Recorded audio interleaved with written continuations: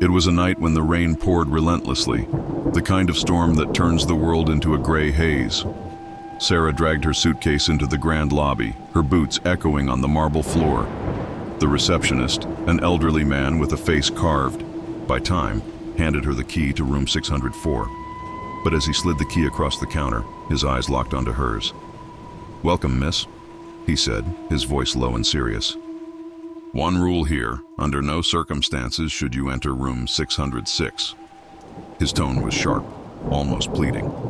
Sarah felt a chill crawl up her spine, but she nodded, dismissing it as the oddity of an old man in a peculiar place.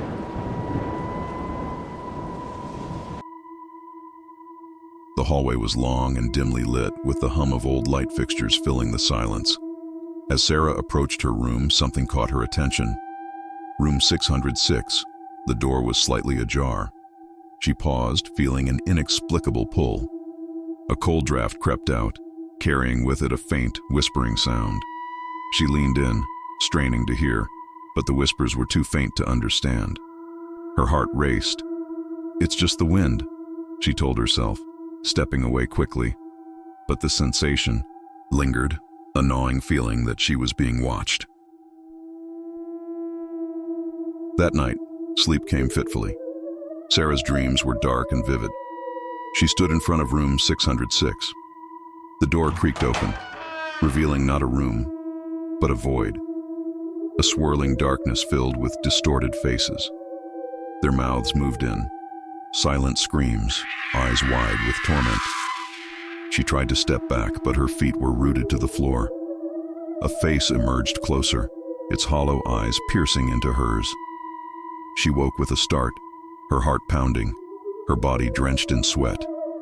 It was just a dream, she told herself, but the image of the faces lingered in her mind. The next morning, Sarah approached the receptionist, her curiosity overpowering her caution. "What's the deal with room 606?" she asked, trying to sound casual.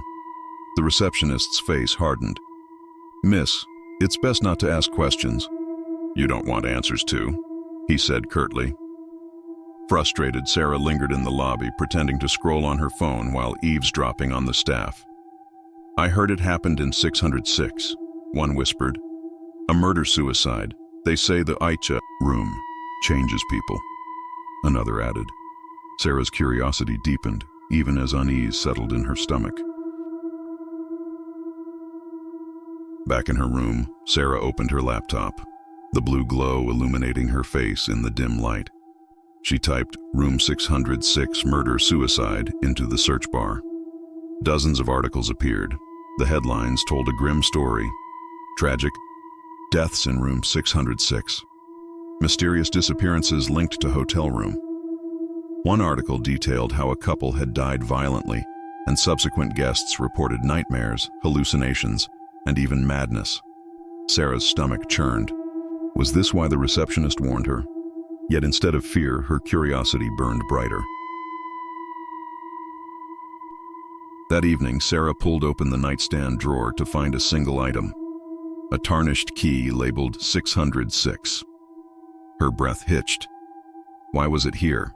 Did someone put it there on purpose? She picked it up, the metal cold against her skin. She considered taking it back to the front desk, but felt an inexplicable pull towards room 606. It was as if the key itself was calling to her. She clenched it in her hand, conflicted but unable to let it go. The hallway seemed darker as Sarah approached room 606. Her heart raced as she slid the key into the lock. The door creaked open, revealing a pristine room, eerily untouched by time. She stepped inside, the temperature dropping instantly. Her eyes fell on a large mirror dominating one wall.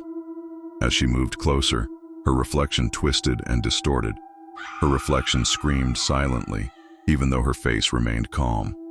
She stumbled back, her pulse pounding in her ears. Something was deeply wrong with this place.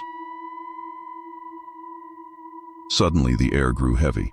Sarah's vision blurred, and the room shifted. She was no longer alone.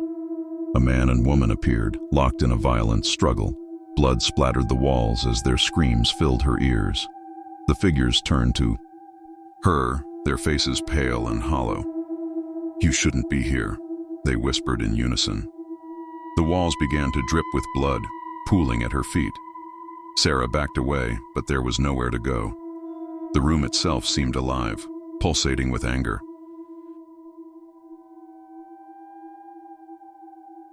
Panicking, Sarah lunged for the door, but it wouldn't budge. She twisted the knob, pounded her fists, but the room seemed to mock her efforts. The walls warped and stretched, forming endless hallways that spiraled into darkness. Whispers surrounded her, growing louder, more insistent. "You're one of us now," they chanted. Tears streamed down her face as she ran through the shifting maze, but no matter which way she turned, the hallways led her back to the center of the room. The next morning, the receptionist stood before room 606. The door was closed, but something felt different. Sarah was gone. Back in the lobby, her suitcase sat unattended, a strange silence filling the air. He returned to the hallway, to find a new sign beneath the room number, "Do not disturb." As another traveler approached the front desk, the receptionist's expression darkened. "Welcome," he said solemnly. "One rule, never check into room 606. His voice carried the weight of a warning he knew would likely be ignored again.